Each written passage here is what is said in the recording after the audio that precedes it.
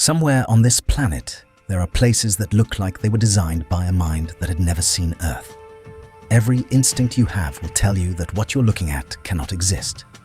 And yet, it does. We're going to visit 9 of them.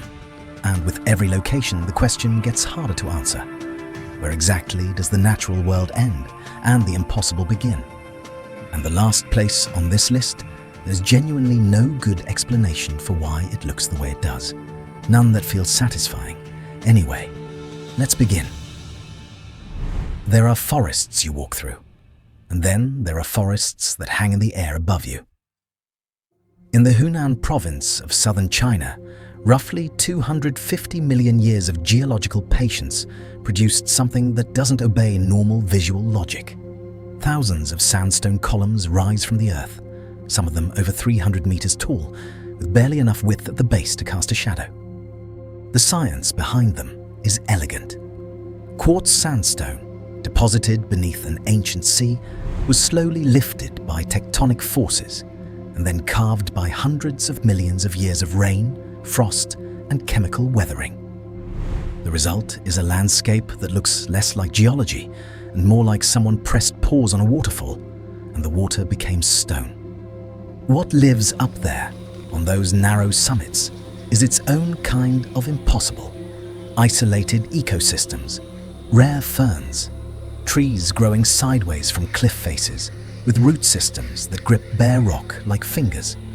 Populations of macaque monkeys that have evolved behavioral differences from relatives living just kilometers away, simply because the columns act like islands. When the morning fog rolls in, low enough to swallow the bases, only the tops of the pillars remain visible. A forest of stone islands floating in white silence. Imagine an oil painting left outside until the color burned away. Deep in the Namib Desert, inside the Namib Naukluft National Park, there is a clay pan surrounded by some of the tallest sand dunes on Earth. The dunes glow in shades of deep orange and burnt copper, the result of iron oxide oxidizing over millions of years of desert exposure. Against them, a pale white floor stretches flat and cracked, broken only by the black skeletons of ancient camel thorn trees. Those trees are dead. They have been dead for approximately 900 years. Around 1000 AD, a river broke through the dunes and flooded this pan. The trees grew fast and tall in the sudden abundance of water. Then the dunes sealed again. The river was gone. The trees died where they stood. And in the crushing aridity of the Namib, where annual rainfall can measure in single-digit millimeters, there was simply not enough moisture to decompose them. They became monuments to their own extinction, calcified by sun and salt, too dry to rot, standing perfectly preserved for nearly a millennium. The name Deadvlei comes from Afrikaans. It means dead marsh, but calling it a marsh does nothing to prepare you for the visual. A white floor, black bones, orange walls, blue sky. It looks like a palette from which someone removed every other color and forgot to add anything living. Some darkness is just absence of light. Some darkness is a ceiling covered in cold blue stars. In the Waikato region of New Zealand's North Island, beneath a landscape of ordinary green hills, there is a cave system carved through Oligocene limestone over roughly 30 million years. The caves themselves would be remarkable on their own. Cathedral chambers, curtains of stalactites, rivers flowing through polished rock corridors. But none of that is why people lose their breath inside. The ceiling glows. Tens of thousands of larvae belonging to a species found only in New Zealand and Australia, Arachnocampa luminosa, hang from the cave roof on threads of mucus, each one emitting a cold bioluminescent light from a specialized organ near its tail. Individually, each larva glows no brighter than a candle seen from a distance. Together, in a cave with zero ambient light, they create a ceiling that looks indistinguishable from a clear night sky reflected in still water. The light isn't decorative, it's predatory. Smaller insects flying upward instinctively toward what they perceive as the sky become tangled in the sticky silk threads the larvae lower like fishing lines. The cave's sky is a trap. The more threads a larva drops, the greater its glow, hunger made luminous. For most of the year, it looks like any other river moving through the Colombian highlands.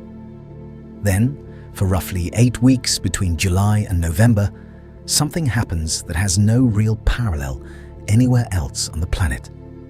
The river ignites. Caño Cristales runs through the Sierra de la Macarena, a mountain range that has been isolated long enough to develop endemic species found nowhere else on Earth. One of them is Macarenia clavigera, a freshwater plant that belongs to a family so ancient it was already present when the continents were still assembling. For most of the year, this plant clings to the riverbed in shades of green and brown. But in the brief window between the wet and dry seasons, when water level drops to the precise depth that allows sunlight to saturate the riverbed, it turns deep magenta, pink at the edges where the plant is younger, almost purple where it clusters thick. Combined with the yellow of sand, the dark exposed rock, the blue-green of deeper pools, and the white foam of small waterfalls, the river runs through a palette that looks less like a natural phenomenon and more like a painting being made in real time. Biologists call it one of the most biodiverse microhabitats on Earth. Colombians call it the river that ran away from paradise. Symmetry in nature is rare. True symmetry, the kind that makes you think in terms of design rather than geology, is almost non-existent, which is why the Chocolate Hills of Bohol stop people cold. Across roughly 50 square kilometers of the Philippine island of Bohol, more than 1,200 nearly identical conical hills rise from a perfectly flat coastal plain. They are made of marine limestone laid down when this region was an ancient seabed. Over millions of years, rainfall, slightly acidic from dissolved carbon dioxide, dissolved the limestone along natural fracture lines, rounding and sculpting each formation from below, while the resistant coral caps resisted from above. The result is uniformity so precise it looks engineered. The same height, the same dome shape, the same gentle spacing, repeated over and over until the landscape vanishes into a horizon of green spheres. In the dry season, roughly November through May, the grass covering each hill turns from green to a burnished reddish-brown. From a distance, from any elevated vantage point, the hills look exactly like enormous squares of chocolate laid out in every direction. There is no scientific explanation for why the erosion produced such similar results across such a large and continuous area. That kind of geological consistency at that scale over that much time is deeply unusual, almost suspicious. This landform in northwestern China is what remains of 24 million years of erosion working on sedimentary rock that was originally laid down over a period of roughly 24 million more. The colors are not painted on. They are not the result of algae staining or seasonal change. They are the layers themselves, cross-sections through deep geological time, each band representing a different era, a different chemistry, a different vanished world, exposed by rain and wind, and left standing like the pages of a book someone left open and forgot to close. It is one of the only places on Earth where you can look at a hillside and see geological time as a visual spectrum. Red for iron, green for chlorite, purple for manganese. The entire chemistry of ancient oceans written in color on a living landscape. If these mountains already look unreal, wait until you see how crazy the last place on this list is. The name translates to World of the Ice Giants. Inside the Tennenberg Mountains of Salzburg, Austria, there exists the largest known ice cave in the world. More than 42 kilometers of passages cutting through the limestone heart of the Alps, the the first kilometer of which fills every winter with structures of ice so large and so architecturally complex that early explorers believed they had found a frozen underworld. The mechanism is counterintuitive. The cave is not cold enough on its own to freeze water. It is a mountain, not a glacier. What happens is this. In winter, cold air from the high-altitude entrance sinks into the cave and lowers its internal temperature below freezing. Meltwater from the mountain surface percolates downward and meets that cold air just inside the entrance zone. It freezes on contact. Over centuries, this cycle has produced ice formations that bear no resemblance to anything that forms outside. Walls of translucent blue ice 50 meters high, columns that took 300 years to grow a single meter, floors of clear ice with trapped air bubbles visible 3 meters deep, and, most disorienting of all, complete silence. The deepest passages have never been fully mapped.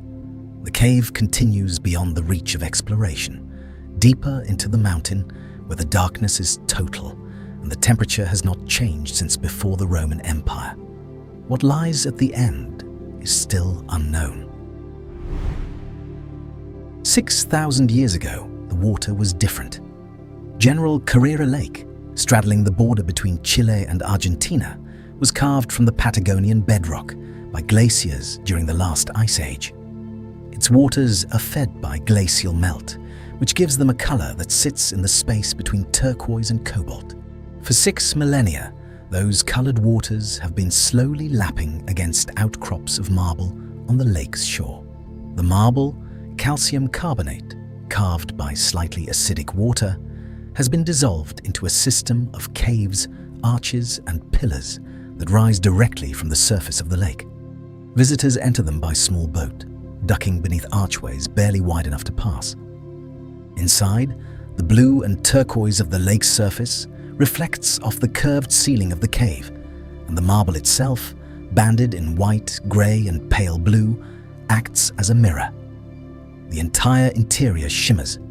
Every ripple from the boat's wake sends new patterns of reflected light across surfaces that have been polished by the water until they are nearly smooth enough to see your own face.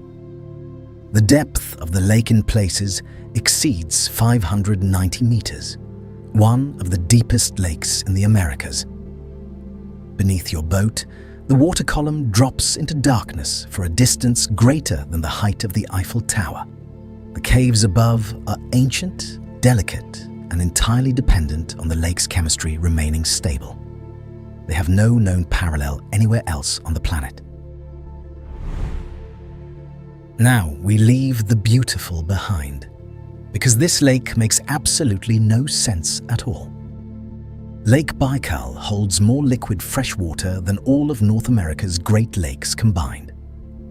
At 25 million years old, it is the oldest lake on Earth, and at 1,642 meters deep, the deepest. It lies in a Siberian rift valley where winter temperatures plunge below -30 degrees Celsius, and beneath the surface, the Earth itself is still slowly pulling apart. In winter, Baikal freezes. But the ice here does not form into smooth, frozen sheets. Tectonic movement beneath the lake fractures and shifts the surface constantly, creating transparent plates of ice, so clear you can see more than 40 meters down into the dark water below. Standing on it feels impossible. Your brain tells you there should be nothing beneath your feet. Pressure between the moving plates pushes the ice upward into massive ridges called hummocks, glowing blue and emerald in the Siberian light. And trapped within the ice are thousands of frozen methane bubbles, suspended in perfect vertical columns, like breath caught in time. Baikal is also home to over 1,700 endemic species, including the Nerpa, the world's only freshwater seal, isolated here long enough to evolve away from its ocean ancestors. Beneath the frozen surface, life survives in one of the harshest freshwater environments on Earth. The rift below the lake continues widening by roughly 2 centimeters every year. Millions of years from now, The basin may split open enough for an ocean to flood in, erasing the lake entirely. And somehow, this is still Earth. Thanks for watching. If you liked this video, make sure to check out our other bizarre content on the channel. There is always something amazing waiting for you.